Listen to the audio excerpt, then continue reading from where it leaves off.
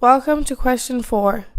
How did you integrate technologies, software, hardware, and online in this project?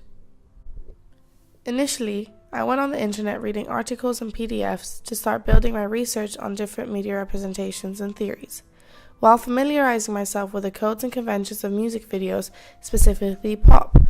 I went on all kinds of websites such as slide-sharing news articles and articles written by scholars, decade-long theories, and most importantly watched a lot of music videos on YouTube. Reading articles was also interesting as it brought to light recent controversies over misrepresentation in music videos, which further helped shape my ideas. All the research I conducted then went on my online blog called Weebly. Weebly allowed me to keep all the progression of my research, planning, pre- and post-production. Once I had decided on my song Mambo No. 5 and had an idea of what kind of music video I wanted to create, I began my pre-production planning and started drafting a plan. To do this, I did a storyboard on Microsoft Excel, which helped me during filming as I knew what shots I needed to film and when. Once I had done this, it made it easier for me to decide on the equipment I would need in order to produce my major and minor tasks. Throughout the whole process, I used a vast variety of hardware. My main camera I filmed on was a Canon 700D. I was familiar with the camera as I had used it for photography I carried out in my AS project. In terms of lenses, I only used a Canon 18 to 55mm lens, as most of my shots were either close-up, mid, or long shots, and therefore did not require a bigger lens. I used the Canon camera for the pool scene, along with a shoulder cam for tracking shots. Although the shoulder cam worked relatively well, I wanted to try out the gimbal as some of my shots were shaky, which meant that I would have to refilm several times during a shoot. And even when filming was completed, the editing process took a while in post-production in order to limit the shaky camera movement. Due to this, I needed to use a Sony camera in the football shot where I used the gimbal as it was balanced for the Sony. The scene was definitely the hardest to film as it required very good planning to ensure that I got all the shots I needed on the gimbal before I swapped over to a tripod to film the rest of the shots, as assembling a gimbal took time and precision. Tracking shots definitely came out a lot smoother using the gimbal than on the shoulder cam. However, it was difficult to film for long periods of time with it due to its weight, which proved to be a slight disadvantage. However, despite the gimbal shots being a lot smoother, the rest of the music video is quite snappy with sharp editing, which I believe fits the theme of the music video far better than the slower, more precise shots I filmed on the Sony camera and gimbal.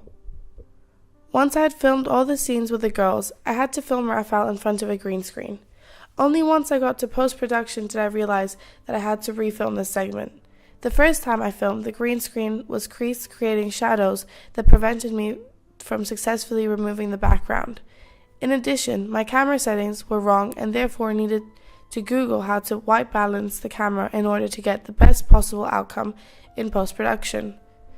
Another mistake I avoided the second time filming was using superficial high-key lighting on Raphael, which also caused shadows on the green screen. Once all the filming was done, I used a variety of different software to edit my music video, Digipack, and website.